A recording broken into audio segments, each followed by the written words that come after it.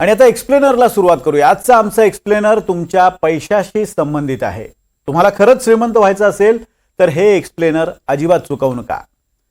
तुम्हाला जर कोणी म्हणालं की मला कायम माहित होतं की मी श्रीमंत होणार आहे आणि त्याबद्दल मला तीळ मात्रही शंका नव्हती, तर असं म्हणणाऱ्या माणसावर तुम्ही कितपत विश्वास ठेवाल? अजिबात नाही।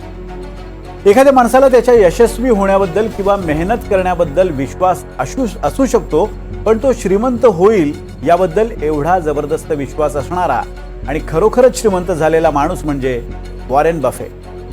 आज आमच्या एक्सप्लेनर मध्ये आम्ही तुम्हाला वॉरेन बफेची गोष्ट सांगणार आहोत। वॉरेन बफे हे जगातल्या श्रीमंतांपैकी एक गणले जातात। जगात असे अनेक श्रीमंत लोक आहेत, पण वॉरेन बफे यांची गोष्ट तुमच्या आमच्यासारख्या सामान्य लोकांनी ऐकणं का महत्वाची, तर त्याचे 3 प्रमुख मुद्दे आहेत। मुद्दा क्रमांक 1 तो म्हणजे वॉरेन बफे हे 60 वर्षांचे झाल्यानंतर त्यांच्याकडची तब्बल 94% संपत्ती त्यांनी कमावली। म्हणजे तुम्ही 60च्या आसपास असाल तरी तुम्हाला श्रीमंत होण्याची पूर्ण संधी आहे। वॉरेन बफे यांची गोष्ट का महत्वाची याचा दुसरा मुद्दा तो म्हणजे आपण किती वर्षांचे असताना शेअर्स खरेदी केले, कदाचित नोकरी लागल्यावर। पण इथे बफे यांचं वेगळेपण आहे, ते म्हणजे बफे यांनी फक्त 11 वर्षांचे असताना पहिल्यांदा शेअर्स खरेदी केले होते। आज 94व्या वर्षी वॉरेन बफे हे रिटायर्ड होत आहेत। 11व्या वर्षी शेअर्स खरेदी करणारा एक मुलगा ते 94 वर्षे वयाचा जगातला गुंतवणुकीचा महागुरू असा त्यांचा प्रवास आपल्याला बरंच काही शिकवणार आहे। आणि तिसरा आणि सगळ्यात महत्त्वाचा मुद्दा तो म्हणजे वॉरेन बफे यांनी शेअर मार्केटमधल्या गुंतवणुकीबद्दल जबरदस्त टिप्स अख्ख्या जगाला दिल्यात। या टिप्स लक्षात ठेवून तुम्ही शेअर मार्केटमध्ये पैसा गुंतवलात तर तुम्ही नक्की श्रीमंत होऊ शकाल। वॉरेन बफे यांची सध्या नव्यानं चर्चा होण्याचं कारण म्हणजे बफे यांनी वयाच्या 94व्या वर्षी त्यांच्या बर्कशायर हॅथवे या कंपनीमधून निवृत्ती जाहीर केली आहे। बर्कशायर हॅथवे ही जगातली सगळ्यात मोठी गुंतवणूकदार कंपनी आहे। आपल्या घरात किंवा ओळखीमध्ये कुणी रिटायर्ड झालं तर आपण फार तर एखादा छोटेखानी सोहळा निरोप समारंभ आयोजित करतो, पण वॉरेन बफे निवृत्त होत आहेत म्हटल्यानंतर त्यांच्या निवृत्तीची अवघ्या जगानं दखल घेतली। जगभरातल्या माध्यमांमध्ये त्यांच्या हेडलाईन्स झाल्या। याचं कारण म्हणजे बफे यांच्या श्रीमंतीचा प्रवास म्हणजे एक जबरदस्त अशी सक्सेस स्टोरी आहे। वॉरेन बफे यांचा 30 ऑगस्ट 1930 मध्ये अमेरिकेतल्या ओमाहामध्ये जन्म झाला। त्यांचे वडील US काँग्रेसमध्ये कॉर्पोरेटर होते। तरीही वॉरेन बफे वयाच्या 11व्या वर्षापासून घरोघरी पेपर टाकायचे। एकदा त्यांना एका माणसानं विचारलं की बाळा, तुझ्या घरी पैशाची अडचण आहे का? तू इतक्या लहान वयात पेपर का टाकतोयस? त्यावेळी बफे यांनी उत्तर दिलं की माझे वडील हे US काँग्रेसमध्ये कॉर्पोरेटर आहेत, पण मला माझ्या हिमतीवर पैसे कमवायचे म्हणून मी पेपर टाकतो। बफे यांचा स्वतःच्या हिमतीवर श्रीमंत होण्याचा हा प्रवास हा तिथपासून सुरू झाला होता। बफे यांनी पेपर टाकून $175 कमावले आणि वयाच्या 11व्या वर्षी 3 शेअर्स विकत घेतले। पुढे 13व्या वर्षी त्यांनी शेअर्सच्या या पैशामधून एक पिन बॉल मशीन खरेदी केलं आणि ते एका दुकानात भाड्यानं दिलं। त्या भाड्याच्या पैशामधून पुढे बफे यांनी आणखी 3 पिन बॉल मशीन्स घेतली आणि त्यातून $1200 कमावले। वॉरेन बफे यांनी 15व्या वर्षी त्या पैशातून एक शेत खरेदी केलं आणि इतक्या लहान वयात इन्कम टॅक्स भरणारे वॉरेन बफे हे पहिले टॅक्स पेयर म्हणजे करदाते ठरले। शाळा संपेपर्यंत वॉरेन बफे यांनी $9800 इतकी रक्कम कमावली होती। शाळेपासूनच शेअर मार्केटमध्ये स्वतःचे पैसे गुंतवणारे वॉरेन बफे हे पुढे शेअर मार्केटचा बादशहा असा त्यांचा उल्लेख होऊ लागला।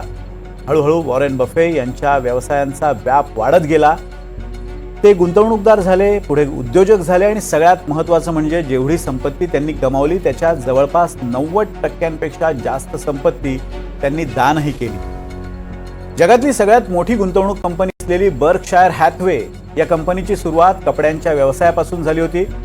सुरुवातीला बर्कशायर हॅथवेला तोटा सुद्धा सहन करावा लागला, मात्र बफे यांनी गुंतवणूक, मेहनत आणि सचोटीनं या कंपनीला $1.6 ट्रिलियन ची कंपनी बनवलं। आज या कंपनीनं वस्त्रोद्योग, विमा, कन्स्ट्रक्शन, त्याचबरोबर ऊर्जा आणि आईस्क्रीम क्षेत्रामध्ये हातपाय पसरले आहेत। वॉरेन बफे हे जगातल्या 5व्या क्रमांकाचे श्रीमंत व्यक्ती आहेत। 90% जास्त संपत्ती दान करूनही आज त्यांची संपत्ती 14 लाख कोटी इतकी प्रचंड आहे. जगभरातल्या गुंतवणूकदारांवर बफे यांचा इतका प्रभाव आहे की त्यांच्याबरोबर एका लंचसाठी मोठमोठे उद्योजक हे लाखो डॉलर्स खर्च करतात. कारण लंच करताना बफे हे उद्योजकांशी ज्या गप्पा मारतात त्यामधून खूप काही शिकण्यासारखं असतं. म्हणूनच बफे यांच्याबरोबर लंच करण्यासाठी कोट्यवधींची बोली लागते. एका उद्योजकानं बफे यांच्याबरोबर एका वेळेला लंच करण्यासाठी किती पैसे मोजले होते तर तब्बल 33 कोटी रुपये इतकी मोठी रक्कम या उद्योजकांनी मोजली होती आणि या लंचमधून मिळालेले पैसे बफे दान करतात. वॉरेन बफे यांच्या घरी लक्ष्मी पाणी भरत असतानाही बफे यांची राहणी मात्र अत्यंत साधी अशी आहे. ते आजही त्यांच्या 5 खोल्यांच्या एका बंगल्यामध्ये राहतात. त्यांच्या बंगल्याला सुरक्षा रक्षक सुद्धा नाही आहे. बफे यांच्याकडे ॲपलचा फोन सोडाच साधा स्मार्टफोन सुद्धा नाही. वॉरेन बफे आजही तो साधा बटनांचा फोन वापरतात. ते स्वतः गाडी चालवत बाजारात खरेदीसाठी जातात आणि हीच ती वॉरेन बफे यांची साधी राहणी आणि उच्च विचारसरणी. अत्यंत साध्या राहणाऱ्या वॉरेन बफे यांनी अख्ख्या जगाला मात्र श्रीमंत होण्याच्या अत्यंत महत्त्वाच्या अशा टिप्स दिल्या. जगभरातल्या शेअर मार्केटमध्ये गुंतवणूकदारांमध्ये बफे यांच्या या टिप्स प्रचंड लोकप्रिय झाल्या आणि त्या आधारावर अनेक जण श्रीमंत झाले. तुमचा पैसा कसा वापरायचा, कसा खर्च करायचा, कसा साठवायचा आणि कसा गुंतवायचा याबद्दल बफे यांच्या टिप्स तुम्ही सुद्धा नक्की ऐका. वॉरेन बफे यांनी सांगितलेला पैशाबद्दलचा सगळ्यात पहिला नियम, तो नियम काय आहे तर कधीही पैसे गमावू नका.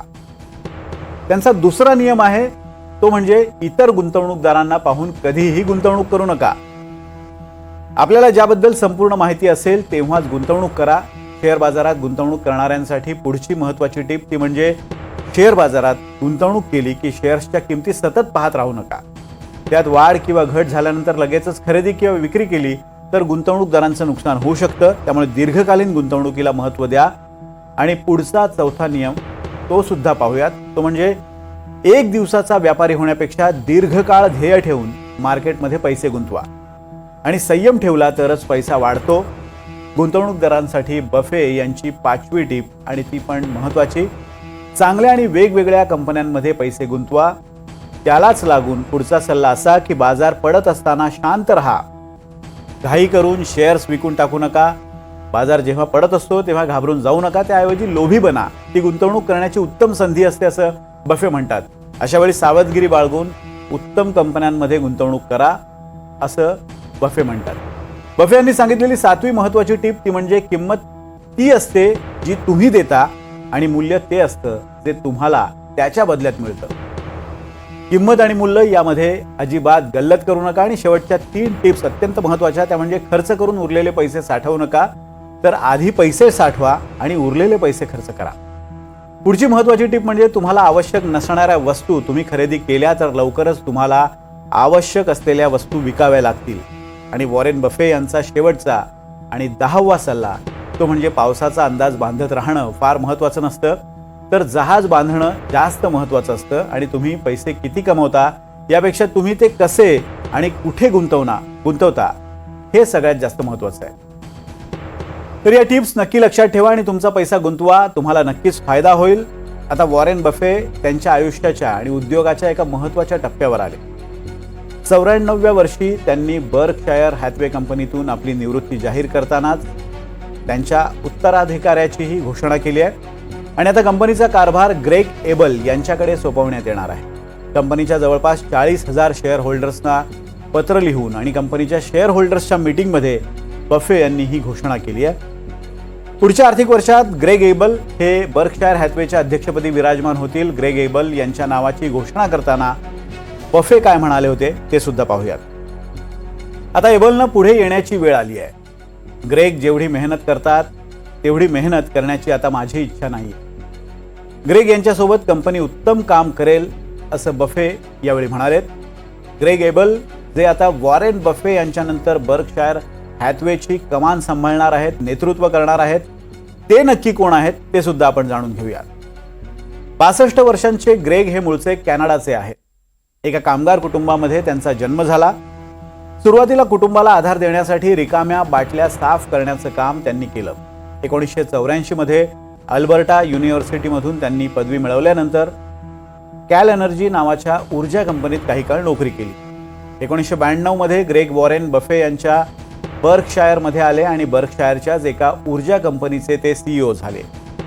त्यानंतर त्यांनी बर्कशायरच्या विविध उद्योगांमध्ये उच्चपदस्थ अधिकारी म्हणून काम केलं. 2018 मध्ये ग्रेग यांना बर्कशायरमध्ये उपाध्यक्ष करण्यात आलं आणि ग्रेग हेच बफे यांचे उत्तराधिकारी असतील असे संकेत बफे यांनी साधारण 2021च्या सुमारास दिले होते. त्यानुसार आता त्याची अधिकृत घोषणा सुद्धा करण्यात आली आहे. ग्रेग एबल यांची संपत्ती $1 अब्ज म्हणजेच 8,457 कोटी रुपये इतकी आहे. आणि ग्रेग यांच्याबद्दल बोलताना एकदा वॉरेन बफे असं म्हणाले होते की या जगात अनेक हुशार लोक आहेत, मात्र कधी कधी हे हुशार लोक सुद्धा मूर्खपणा करतात. मात्र ग्रेग असा मूर्खपणा कधीच करू शकत नाहीत असा विश्वास त्यांनी ग्रेग यांच्याबद्दल व्यक्त केला होता. गुंतवणूकदारांनीही ग्रेग एबल यांच्या नियुक्तीचं जोरदार स्वागत केलंय. वॉरेन बफे यांनी गेली 60 वर्ष बर्कशायर हॅथवेमध्ये नफा कमवण्याची जी परंपरा सुरू केली आहे ती पुढे नेण्याचं आव्हान हे आता ग्रेग एबल यांच्या समोर असेल. आणि सगळ्यात महत्त्वाचं म्हणजे वॉरेन बफे यांना 3 मुलं आहेत, तरीही त्यांनी उत्तराधिकारी म्हणून आपल्या एकाही मुलाची निवड न करता ग्रेग यांना हा सन्मान दिलाय. बफे यांच्या शब्दात सांगायचं झालं तर live children enough that they could do anything but not enough that they can do nothing. म्हणजेच तुमच्या मुलांना जे हवं ते करता येईल इतका पैसा त्यांना ठेवा, पण तुमची मुलं काहीच करणार नाहीत इतका पैसा मात्र त्यांच्यासाठी ठेवू नका. वॉरेन बफे या माणसानं पैशाबद्दल, गुंतवणुकीबद्दल नुसते उपदेश केले नाहीत तर स्वतः 11व्या वर्षापासून शेअर मार्केटमध्ये पैसा गुंतवून जगातल्या सर्वात श्रीमंत माणसांपैकी एक होण्याचा मानही मिळवला. आपण बऱ्याच वेळा अर्थसाक्षरतेकडे दुर्लक्ष करतो. आपल्या मुलांनाही आपण अर्थसाक्षरता म्हणजे गुंतवणूक, पैसा याबद्दल फार काही सांगत नाही. तीच अर्थसाक्षरता आणि गुंतवणुकीचे जबरदस्त फंडे शिकवण्याचा बफे यांनी प्रयत्न केला. बफे यांनी पैशासंदर्भात, गुंतवणुकीसंदर्भात लिहिलेली अनेक पुस्तकं उपलब्ध आहेत. मात्र त्यांच्या एखाद्या वाक्यामधूनही आपल्याला पैसा कमवण्याची, साठवण्याची, गुंतवण्याची प्रेरणा मिळू शकते आणि तोच या एक्सप्लेनरचा उद्देश होता.